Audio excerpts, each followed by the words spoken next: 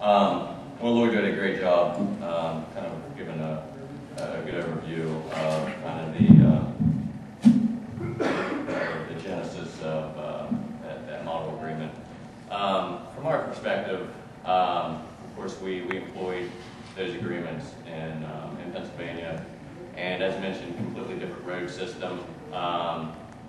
We were using a one-page document. It had that voluntary kind of spirit to it, which we prefer. Where we're choosing to do either preventative maintenance or take on the cost of main road repairs on ourselves, and it really allows us to bypass any type of hopefully bonding requirements, or really kind of just that red tape that can come from kind of the other way, which is going through operations and then repairing it later. So with that, we kind of brought that same practice into Ohio, and really that same agreement, again, a simple one-page document. And with that, a different system dealing with a lot of different both counties and townships, and of course, I think they had kind of, saw news stories and otherwise as far as road impacts in Pennsylvania, West Virginia, and otherwise. And what we saw was kind of I guess a spiraling or a very quickly evolving agreement that kind of grew to about 10 pages. And sometimes I think those were done without operator input and really a good knowledge of the process itself.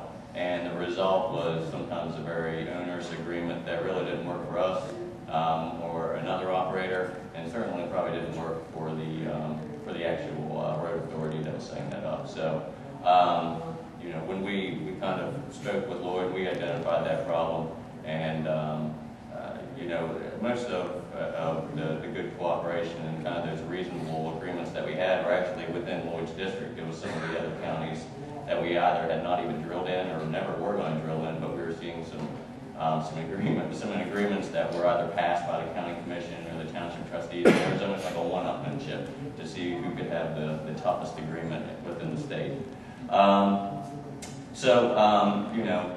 The result was this process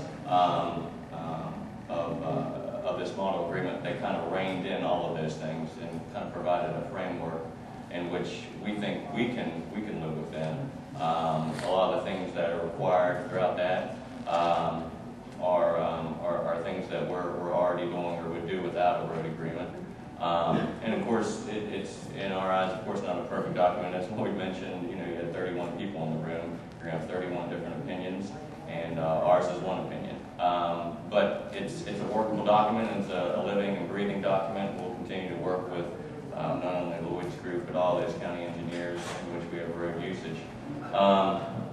And we have to. I mean, we have over 100 miles of roads that are underneath some type of road use maintenance agreement, and we've probably spent upwards of about $20 million in either road repairs or upgrades, and that's going to climb as we continue, obviously, throughout this year and have more wells and more pad sites and more road usage. So, with the model agreement, at least to us, it provides some consistency while still providing some flexibility. Each road's different, each well's different. We're not going to have the same amount of trucks